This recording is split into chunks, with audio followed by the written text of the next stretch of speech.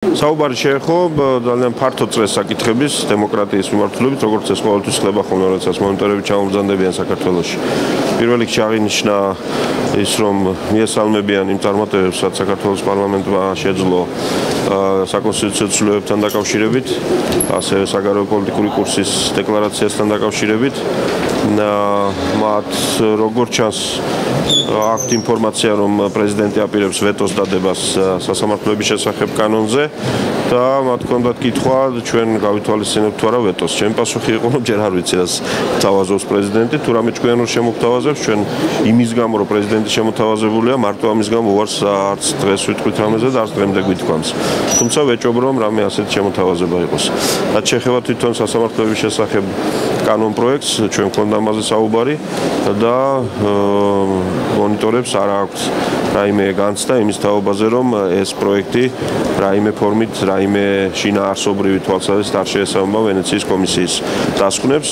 თუმცა, რა თქმა უნდა, ისინი უფრო მოხარული იქნებოდნენ, რომ კონსენსუსით ყოფილიყო მიღწეული ამ თემაზე, მაგრამ როდესაც მეორე მხარეს არ უნდა არც ვენეციის კომისიის დასკვნების გაზიარება და არც აღიაზრის გაზიარება, ცხადია, ჩვენ ვერ ვიქნებით ტყვეობაში ვინმეს. მით უმეტეს, რომ ამ საკითხზე უკვე 4-5 თვეა მიმდინარეობს ძალიან აქტიური კონსულტაციები. იყო სხვა საკითხები, რა თქმა უნდა, ასევე დემოკრატიზაციის თვალსაზრისით. შევთავაზეთ, რომ გაგრძელდება მუშაობა. ეს თემა მართლმსაჯულების სფეროში კანონიერ ძალაში შესული განაჩენების გადახედვის მექანიზმების თაობაზე განხილვის პროცესში არის უკვე 5-6 თვეა.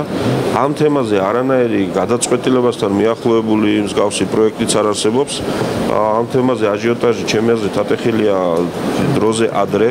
ჩვენ მთავრობამ პირველ რიგში იუსტიციის მინისტრმა რამოდენიმე ღონისძიება ჩაატარა ამ თემაზე. ბევრი თქვენგანი მახსოვთ ბრძანდებოდით რადისონში, სასტუმროში, სადაც ამ თემაზე ორი მგვალი შეხვედრა ჩატარდა, სადაც ვეცნობით სხვადასხვა ქვეყნების გამოცდილებას, იმიტომ რომ მხოლოდ საქართველოს არ დგას ისეთი ვითარების წინაშე, როდესაც შესაძლოა კანონიერ ძალაში შესული განაჩენის შემდგომ ცნობილი ხდება ისეთი ფაქტები, რომელიც შესაძლოა პატიმრობაში ყოფ პირის უდანაშაულობას ამტკიცებს. მისი გადახედვის მექანიზმები ეს ძალიან საფრთხილო თემებია.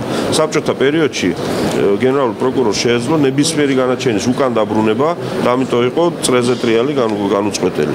ამიტომ ეს ერთი მხრივ საქმეები ერთდროულად უნდა დასრულდეს, მაგრამ მეორე მხრივ თუ არის საგამონაკლისო შემთხვევები და არღვევების თვალსაზრისით, ამაზე არსებობს მექანიზმები სასამართლო სისტემის შიგნითაც და შორიახლოსაც, რომელიც ამას უზრუნველყოფს.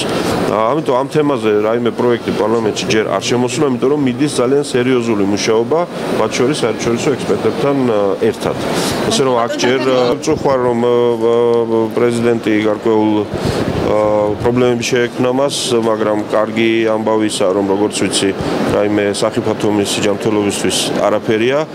გუშინ ჩვენ დელეგაცია პოლონეთიდან დაბრუნდა და დღეს ის უნდა ჩაბრძანებულიყო პოლონეთში და ჩვენ ვთხოვეთ პოლონელ მეგობრებს, რომ განსაკუთრებით გაუთხრიდნენ მის ჯანმრთელობას სანამ იქ იქნება. და იმედია ეს ყველაფერი არც პარლამენტში მოსვლაში შეუშლის მას ხელს.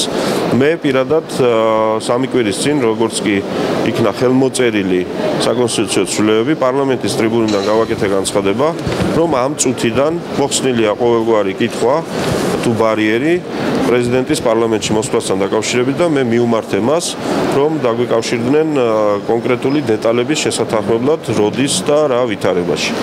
დღემდე ასეთი შემოხმიანება პრეზიდენტისგან ან მისი ადმინისტრაციის მხრიდან არ ყოფილა.